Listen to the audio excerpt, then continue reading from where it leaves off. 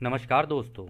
Law of one यानी एक का कानून, या कह लीजिए एक का ज्ञान, या कह लीजिए एक के तरीके। यह उसका 17वां सत्र है जो कि फरवरी 3, 1981 को रिकॉर्ड किया गया था।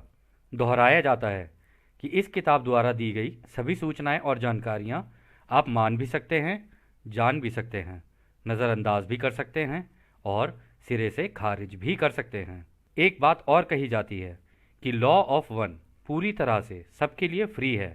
यदि कोई इकाई या व्यक्ति इसको निजी स्वार्थ के लिए इस्तेमाल करे तो वह उसकी व्यक्तिगत जिम्मेदारी होगी। दोस्तों, एक बात और कही जाती है कि लॉ ऑफ वन यदि कोई व्यक्ति अपनी भाषा में परिवर्तित करके दूसरों से साझा करना चाहे उनकी सेवा के लिए, तो वह कर सकता है, क्योंकि यह उसकी फ्री विल है। तो इस सत्र की शुरुआत हम करते हैं, और जैसा कि राह हमेशा कहते हैं, अब हम आपका स्वागत उस एक अनंत रचयिता की प्रेम और उसकी रोशनी में करते हैं। अब हम बात करने के लिए तैयार हैं। तो दोस्तों, इससे पहले ये सत्र शुरू होता है तो राह ने जो पिछली कुछ जानकारियां दी थी, तो उन्होंने कहा कि उसमें कुछ गलतियां हुई हैं, तो उनको हम चाहेंगे कि आप ठीक कर लें। तो राह कहते हैं, इससे पहले कि हम संवाद करें, हम एक गलती को ठीक करना चाहते हैं जिसे हमने अपनी जानकारी के प्रसारण में पाई है। हमें आपके समय स्थान में थोड़ी कठिनाइयाँ होती हैं। शायद ऐसी गलती दोबारा हो जाए हमसे। आप बेझिझक हमसे सवाल करें ताकि हम आपके समय स्थान के हिसाब से पुनः गणना कर सकें, यानी दोबारा कैलकुलेट कर सकें। हमने जो गलती खोजी है वह दोनों ओरियन समूह के आपके ग्रह में आने और महासंघ के दूतों के साथ में आने से संबंधित है। हमने ओरियन समूह के आगमन के लिए 2600 और महासंघ के आगमन के लिए 2300 वर्ष की तारीख दी थी, जो कि गलत थी। पुनः गणना यह दर्शाती है ओरियन समूह के आगमन के लिए संख्या 3600 वर्ष और महासंघ के आगमन के लिए 3300 वर्ष है। अब हम बात कर सकते हैं। तो दोस्तों, यहाँ पर राह कह रहे हैं कि जो पिछली बार हमने गलती की थी ना, कि हम क्या कहते हैं, ओरियन समूह है वो 2600 साल पहले आया है, और जो महासंघ है वो 2300 साल पहले आया है। तो उन्होंने यहाँ पे दोबारा करेक्शन की, इसको ठीक किया। उन्होंने कहा नहीं, ओरियन समूह 3600 साल पहले आया और महासंघ यानी जो रचयिता की सेवा में जो महासंघ है वो सारा का सारा 3300 वर्ष पहले आया। तो अगला सवाल डॉन करते हैं। आपका बहुत धन्यवाद। मैं फिर से कहना चाहता हूँ कि यह मेरे लिए एक अत्यंत गर्व और सम्मान की बात है, और यह एक विशेष अधिकार, प्रिविलेज है मेरे लिए। और मैं फिर से यह दोहराना चाहूँगा कि शायद मेरे प्रश्न कभी कभी विषय से हट सकते हैं, क्योंकि मैंने एक के कानून के आवेदन के हेतु कुछ काम पहले से शुरू कर दिए हैं, ताकि हम मुख्य रूप से कुछ भी करने की आज़ादी के सिद्धांतों को और विकृतियों को अच्छे से समझ पाएं।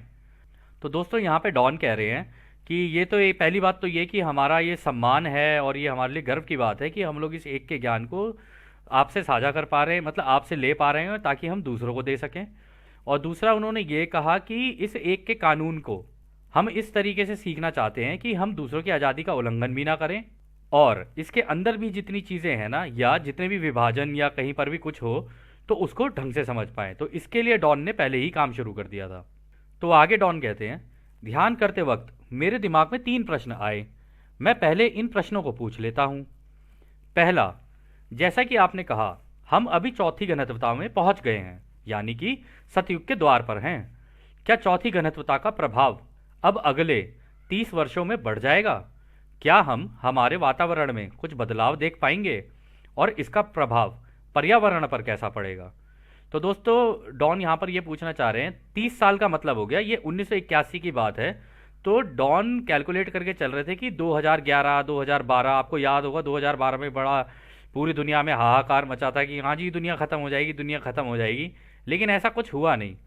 वो क्यों नहीं हुआ, उसके पीछे का कुछ कारण है। आप अगर अंदाज़ा लगाना चाहें तो रा ने एक सत्र में ये कहा था कि तुम्हारी धरती पर ही कुछ ऐसी चीज़ें हैं जिससे इस टाइमलाइन को आगे किया जा सकता है, और अनंत बुद्धिमानिता के अंदर जाके इसको चेंज किया जा सकता है। तो खैर, इस सवाल में डॉन पूछते हैं कि क्या ये 30 वर्ष बाद, यानी 2012-11 में, क्या हमारे पर्यावरण में, यानी हमारे एनवायरनमेंट में क्या कुछ असर पड़ेगा, क्या कुछ बदलाव होगा वातावरण के अंदर?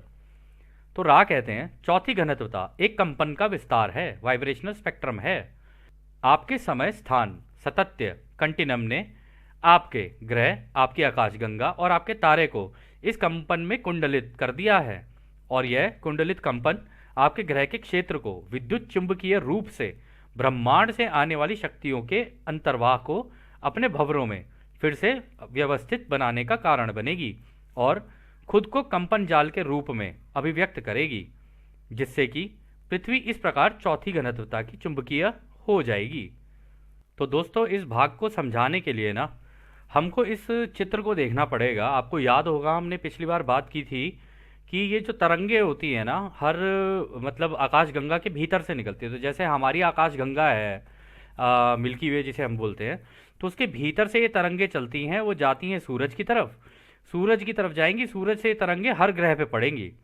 अब हर ग्रह के ना ऊपर भी, आप अगर यहाँ देखें, यहाँ ऊपर भी और यहाँ नीचे भी ये अदृश्य होती हैं, और ये ही वो होती है जिससे पता चलता है कि घड़ी की घंटी कब गिरेगी।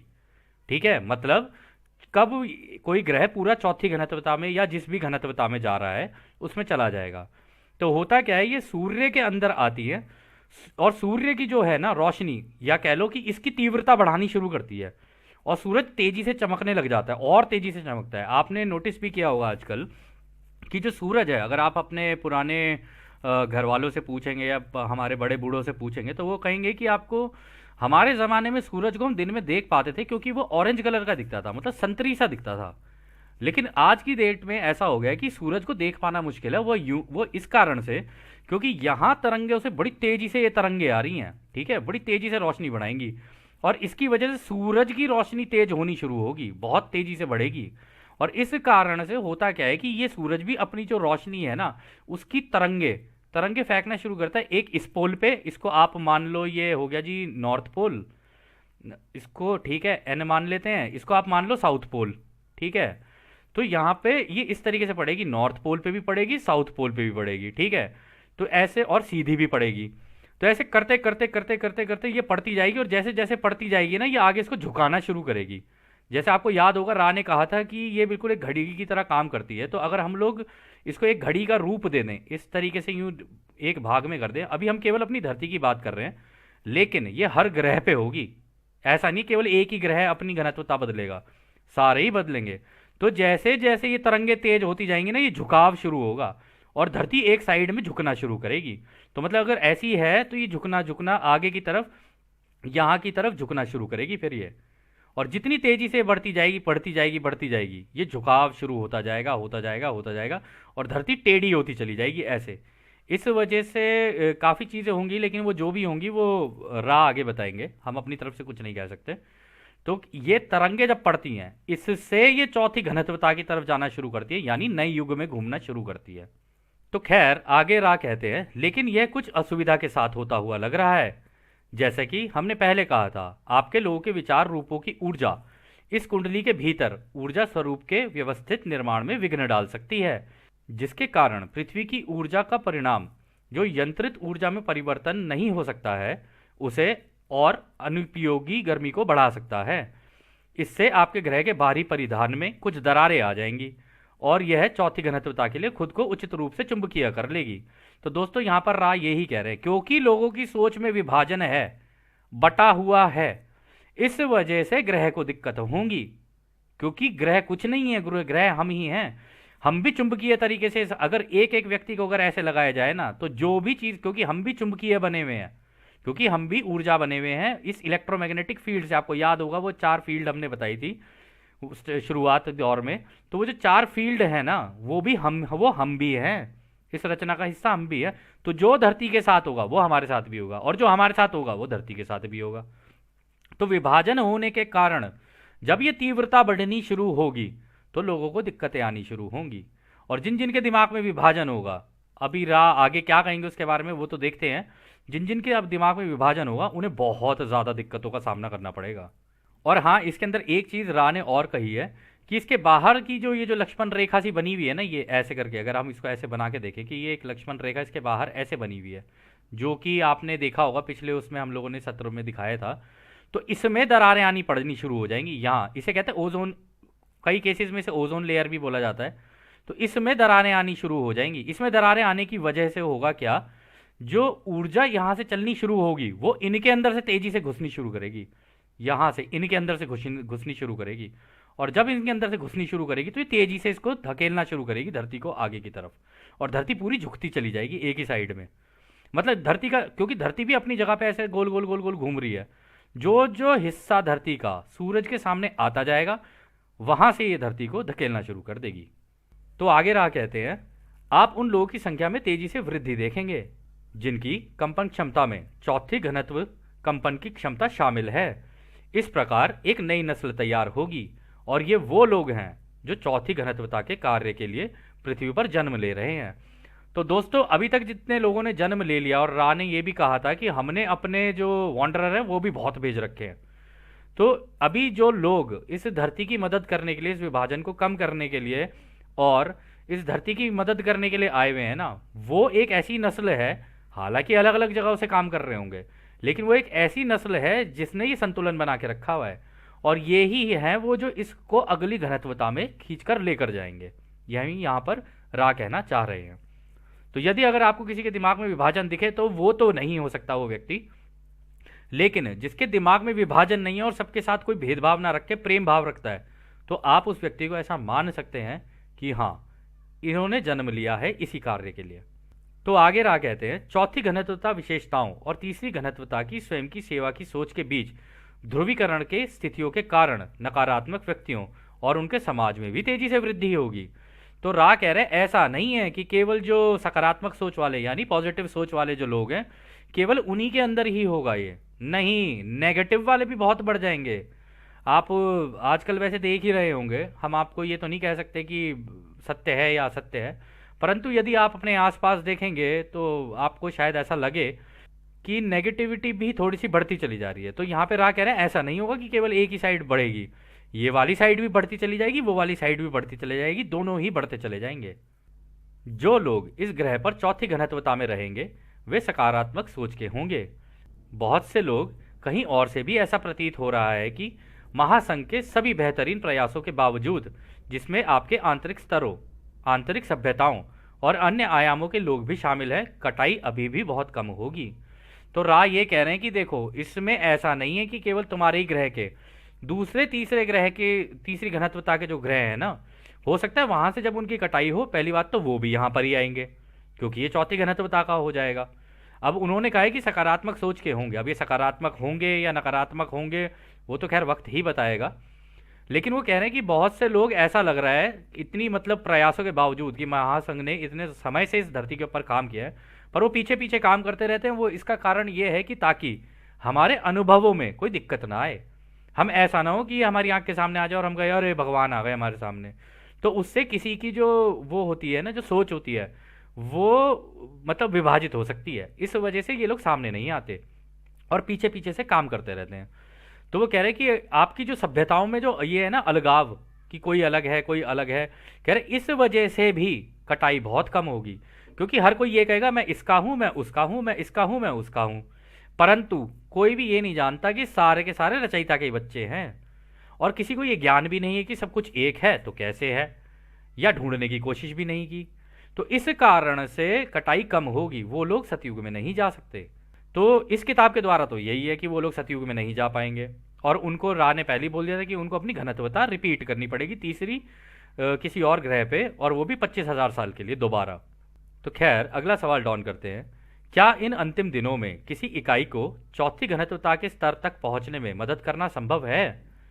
तो रा इसका जवाब देते हैं, किसी व्यक्ति की सीधे मदद करना संभव नहीं है, परंतु यह संभव है कि उसे किसी भी प्रकार और रूप के माध्यम उपलब्ध कराए जाएं, जिसमें सबसे जरूरी माध्यम वे हैं जो स्वयं को रचयिता के साथ एक कराए, और कुछ हद तक वे माध्यम हैं जैसे कि इस वक्त हम आपको जानकारी के रूप में दे रहे हैं।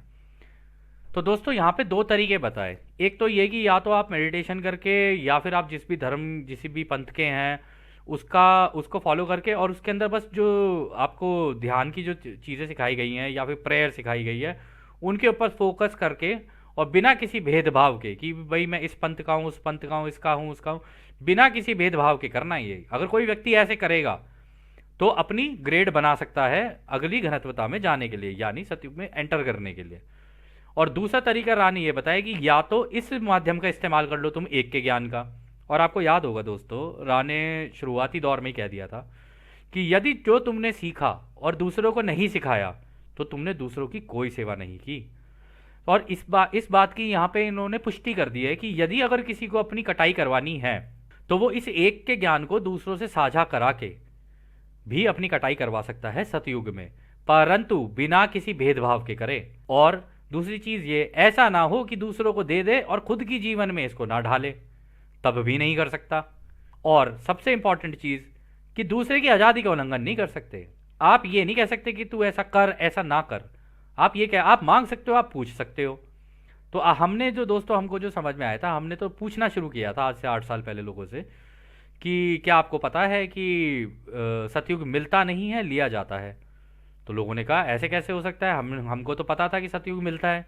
हमने कहा नहीं, हमें कुछ जानकारियाँ मिली हैं जिससे हमें यह पता चला कि सतयुग तो लिया जाता है। तो उन्होंने कहा कैसे लिया जाता है। जब उन्होंने कहा कैसे लिया जाता है तो हमने उनको ये एक का ज्ञान देना शुरू कर दिया। हमने इंट्रोडक्शन से स्टार्ट किया, फिर उससे स्टार्ट किया, फिर ऐसे ऐसे देना शुरू किया धीरे धीरे। फिर इसी तरीके से हम लोग भी काम करते गए। अब हमारी कटाई होगी या नहीं होगी ये हमने अपने एक अनंत रचयिता पे छोड़ दिया है। हम इतना नहीं सोचते हैं, हम तो बस दूसरों की सेवा करते हैं। और हम दूसरों को भी यही कहते हैं कि यदि आप करना चाहें तो आप दूसरों की सेवा कर सकते हैं और अपनी कटाई इस दिशा में करवा सकते हैं। तो आगे रहा कहते हैं, हम इस जानकारी को व्यापक रूप से प्रचारित करने की कोई तत्कालिकता महसूस नहीं कर रहे हैं। इतना काफ़ी है कि हमने इसे 1, 2 या 3 को उपलब्ध करा दिया है। यह बहुत बड़ा इनाम है, क्योंकि यदि कोई इस माध्यम के कारण चौथी घनत्वता की समझ प्राप्त करता है तो हम सेवा के रूप में एक के कानून को पूरा कर चुके होंगे। हम दूसरों के बीच संख्या या त्वरित वृद्धि की चिंता किए बिना जानकारी साझा करने के लिए निष्पक्ष प्रयास को प्रोत्साहित करते हैं। आप इस जानकारी को उपलब्ध कराने का प्रयास करते हैं, वह आपकी सेवा है। प्रयास एक तक पहुंचता है तो सभी तक पहुंचता है। तो दोस्तों देखो, दोबारा रा ने क्लियर कर दिया यहाँ पे कि यदि किसी को अपनी चौथी घनत्वता की कटाई करनी है, रा ने अपना काम किया, उन्होंने अपनी जानकारी दी डॉन, कार्ला और जिम को। अब डॉन, कार्ला, जिम ने बाकियों को दी। ऐसी ये चलती चलती बाकियों तक पहुंचेगी। तो जिस जिसके पास पहुंचती जाएगी उसे एक का ज्ञान होता जाएगा, वो एक रचयिता की कंपनता में आता जाएगा। और जब उस एक रचयिता की कंपनता में आता जाएगा तो उसकी कटाई के चांसेस वहां पे ज़्यादा हो जाएंगे। और यहाँ पे रा ने बड़े सिंपल से उसमें कहा कि बिना किसी निष्पक्ष प्रयास को प्रोत्साहित करते हैं। निष्पक्ष मतलब बिना किसी भेदभाव के। अगर आपके अंदर भेदभाव है किसी भी तरीके का कि भाई मैं इसका हूँ, मैं उसका हूँ, ये ऐसा है और ये वैसा है, फिर नहीं कर सकते आप, फिर मुश्किल है कटाई करवाना उस दिशा में। तो खैर आगे रा कहते हैं, हम आत्मज्ञान के लिए छोटा रास्ता नहीं दे सकते हैं। आत्मज्ञान इस क्षण का है, बुद्धिमान अनंतता के लिए एक प्रारंभ है। यह केवल स्वयं के द्वारा स्वयं के लिए ही पूर्ण किया जा सकता है। कोई अन्य व्यक्ति आत्मज्ञान सीख नहीं सकता, लेकिन केवल जानकारी, प्रेरणा, प्यार, रहस्य और अज्ञात के बारे में सीख या सिखा सकता है, जो उस इकाई को आगे तक पहुंचने और खोज प्रक्रिया को आरंभ करने में प्रेरित करता है। लेकिन कौन जान सकता है कि कोई इकाई वर्तमान का द्वार कब खोलेगा। वाह क्या बात बोली है। देखिए रा ने कि देखो, उसको तरीके तो बताए जा सकते हैं कि दोस्त ऐसे मिल जाएगा, ऐसे मिल जाएगा, लेकिन वो करेगा या नहीं करेगा ये तो उसकी स्वयं की इच्छा है ना। अब वो अपने इस वर्तमान में रहते हुए उस अनंत बुद्धिमानिता तक जाने के लिए, मतलब अगले इस सतयुग में जाके उस एक अनंत रचयिता का ज्ञान लेने के लिए अपना खुद का द्वार खोलेगा या नहीं खोलेगा, यह तो उसी के ऊपर ही है। तो अगला सवाल डाउन करते हैं। कुछ रात पहले मैं जब ध्यान अवस्था में बैठा था तब मेरे मन में एक प्रश्न का आभास हुआ, जो रूस में बने एक गड्ढे क्रेटर के बारे में था। मुझे लगता है वह तुंगुस्का में है। क्या आप मुझे बता सकते हैं कि यह गड्ढा कैसे बना। तो दोस्तों ये यहाँ पे तुंगुस्का करके एक जगह है रशिया में, वहाँ पे क्रेटर बन गई थी, बहुत ही बड़ा गड्ढा बन गया था। मतलब ऐसा लग रहा था देखने में जैसे किसी ने आसमान से उल्का पिंड आके गिरा हो उसके अंदर और उसकी वजह से वो गड्ढा हुआ हो। तो यहाँ उसी की बात डॉन कर रहे हैं। तो रा कहते हैं यह फिजन रिएक्टर के नष्ट होने से गड्ढा बन गया था। दोस्तों फिजन रिएक्टर होता है जो न्यूक्लियर होता है ना, जो न्यूक्लियर बॉम्ब जो सबसे पहला बना वो फिजन के ऊपर था बना हुआ। फिजन की जो टेक्निक होती है, जो लोग साइंस के स्टूडेंट होते हैं वो इसको जानते होंगे। फिजन अपने आप में एक होता है। अब फ्यूजन का भी आविष्कार हो चुका है, ठीक है। तो फिजन रिएक्टर के नष्ट होने से वो गड्ढा बन गया था। तो डॉन कहते हैं किसका रिएक्टर? तो रा कहते हैं इसे आप महासंघ का भेजा हुआ एक ड्रोन भी कह सकते हैं, जो खराब हो गया था। इसे ऐसी जगह पर ले जाया गया था जहां पर इसके नष्ट होने से किसी के मन, शरीर, आत्मा पर कोई असर ना हो। इसे फिर विस्फोटित कर दिया गया था। तो दोस्तों वो था तो महासंघ का ही ड्रोन था, वो चेक करने के लिए आया होगा कि भाई अभी देखें जरा क्या स्थिति है इस धरती की। तो वो इन्होंने भेजा, वो खराब हो गया था, तो खराब होने की वजह से उस जगह पर ले जाके उसका विस्फोट कर दिया। तो आगे डॉन कहते हैं इस ड्रोन को यहाँ भेजने का मकसद क्या था? तो रा कहते हैं इस ड्रोन को आपके लोगों के विभिन्न संकेतों को सुनने के लिए डिजाइन किया गया था। उस समय पर आप लोगों ने तकनीकी क्षेत्र में काम करना शुरू कर दिया था। हम आपके आगे की सीमा और तेजी को निर्धारित करने में रुचि रखते थे। यह ड्रोन एक साधारण विखंडन मोटर इंजन द्वारा संचालित था। यह उस प्रकार का नहीं था जिसे अब आप जानते हैं।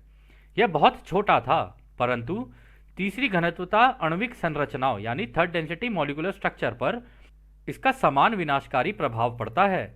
और इसलिए जब यह खराब हुआ तो हमें यह ठीक लगा कि इसे पुनः प्राप्त करने की बजाय इसे विनाश के लिए एक जगह चुनना सबसे अच्छा होगा। तो दोस्तों ये जो थर्ड डेंसिटी मॉलिक्यूलर स्ट्रक्चर है ना, इसका मतलब हो गया जिस तरीके से हमारे शरीर बने हुए हैं ना, उसको खराब कर सकता था ये। तो इस वजह से महासंघ ने क्या किया, उसको दूसरी जगह पे ले गए। और इसके अंदर का जो सिस्टम था, जो मोटर बनी हुई थी, वो इस तरीके की थी जो न्यूक्लियर का इस्तेमाल करती थी। लेकिन वो न्यूक्लियर ऐसा नहीं होता जैसे हम लोग सोचते हैं कि यूरेनियम निकालो, ये निकालो, वो निकालो, प्लूटोनियम निकालो। नहीं, इसी हवा से ही न्यूक्लियर को निकाल लेते हैं। मतलब इस हवा के अंदर सारी जानकारियां हैं, हर चीज इसी हवा के अंदर है, क्योंकि तरंगे हैं, इन्हीं तरंगों के अंदर सारी चीजें हैं। तो इन तरंगों में से ही वो निकाल के फिर ये इसके क्या कहते हैं, इसकी मोटर को जो थी वो इसी से चलती थी। और इसी का इस्तेमाल करके वो लोग ये चेक कर रहे थे कि अभी हम लोगों की सोच कहाँ तक पहुंची है। तो हमारी जो सोच है ना दोस्तों, जैसे हम सोचते हैं कि हमारी भाषा से इनको पता चलता होगा, नहीं। जब भी हम कुछ सोचते हैं ना, उसका एक आकार का रूप होता है हमारे दिमाग के अंदर। यानी ट्राइंगल भी हो सकता है, सर्कल भी हो सकता है, कुछ भी हो सकता है। तो एक रूप लेता है हमारे दिमाग के अंदर। वो जो रूप होता है ना, उसको महासंघ पढ़ना जानता है अच्छे से। ये पहले हमने एक और किताब पढ़ी थी जिसका नाम था अदर टंग्स एंड फ्लैशेस। तो उसमें एक भाषा हम लोगों को पता चली थी, जो महासंघ ने ये बताया था कि तुम्हारी असली भाषा है सोलेक्स मॉल, जिसमें केवल पिक्चर ही पिक्चर होती हैं, मतलब पिक्टोरियल होती है वो। और पहले के ज़माने के लोगों में भी अगर आप देखेंगे, इतनी सभ्यताएं आई, इतनी सभ्यताएं गई, आप देखेंगे वो मतलब दीवारों पे फोटोज बना के, या दीवारों पे इस तरीके की मतलब लिपियां इस तरीके की होती थी कि वो ना देखने में ऐसी लगती थी जैसे कि किसी ने यहाँ पे कोई पिक्चर वगैरह डिजाइन की हो। तो वो पूरी की पूरी जो भाषा, हमारी असली भाषा महासंघ के मुताबिक ये है कि हमारी असली भाषा पिक्चरों की है। और दोस्तों हमने उसी चांदी प्रोजेक्ट वाले डॉक्यूमेंट में ये भी पढ़ा था। वो एक सभ्यता थी, उन्होंने ये कहा था कि तुम लोग ये जो लैंग्वेज का इस्तेमाल कर रहे हो, जो भाषा का इस्तेमाल कर रहे हो ना, ये तुम्हें ये सोचने पे मजबूर करती है कि तू ऐसा सोच। लेकिन अगर तुम्हारे सामने पिक्चर्स आ जाए ना, अगर डायग्राम्स वगैरह आ जाएं, तो तुम उसको अलग अलग और अनंत दिशाओं में सोचोगे। उससे तुम्हारा दिमाग ज़्यादा तेजी से आगे निकलेगा, बजाय इसके कि तुम एक लिखी हुई भाषा से सीखो। क्योंकि लिखी हुई भाषा तुम्हें खींच के अंदर लेके जाएगी और ऐसा सोचने पर मजबूर करेगी कि जैसा उसके अंदर लिखा है। तो खैर अगला सवाल डॉन करते हैं, क्या इसका खतरा विस्फोटक और विकिरण यानी ब्लास्ट एंड रेडिएशन दोनों था? तो डॉन यहाँ कहते हैं कि मतलब अगर ये फट जाता तो मतलब ब्लास्ट भी होता, एक तो धमाका होता, और इसकी तरंगे भी हो सकता है शायद दूर दूर तक फैल जाती। तो रा कहते हैं इस प्रकार के यंत्र में काफ़ी कम मात्रा में विकिरण होता है, जो स्थानीयकृत लोकलाइज्ड है, और यह हवाओं के साथ बहाव नहीं करता है जैसा कि आपके कुछ प्राचीन हथियार करते हैं। तो दोस्तों जो हमारे पास हथियार है उनको रा कहते हैं, प्राचीन हथियार जो अभी हमारे पास हैं। क्योंकि दोस्तों महासंघ के पास जिस तरीके की चीज़ें हैं ना, वह अंदाज़ा लगाना ही बहुत मुश्किल है। अगर आपने रामायण में देखा था ना कि यहाँ से एक बार एक तीर चला तो पूरी की पूरी सेना मार दी, ठीक है, फिर वो चाहे रावण ने किया हो या राम ने किया हो, दोनों के पास इक्वल थी, दोनों के ही पास इक्वल शक्तियाँ थी। बस उसके अंदर कुछ कमियाँ थी रावण की, उसमें वो ये कि उसे प्रेम और रोशनी का ज्ञान नहीं था। बाकी ज्ञान तो था उसको, प्रेम और रोशनी का ज्ञान नहीं था उसको। और इस भाग में राय ये कह रहे हैं कि ये जहां पर भी फटता ना, वहां पे केवल उतने ही एरिया के अंदर ये होती सारी चीजें, और उसकी रेडिएशन भी केवल उतने एरिया के अंदर होती। हवा बहाकर अगर लेके जाती ना, तब भी कोई फर्क नहीं पड़ता। ये इस तरीके का बना हुआ था। तो खैर दोस्तों, यह सत्र भी हो सकता है काफ़ी आगे लंबा जाए, तो इस सत्र को हम यहीं समाप्त करते हैं। और जैसा कि राम हमेशा कहते हैं, अब हम आपको उस एक अनंत रचयिता की प्रेम, उसकी रोशनी, उसकी शक्ति और उसकी शांति में छोड़कर चलते हैं। आदने हमारे भाइयों, आदने वासु। धन्यवाद।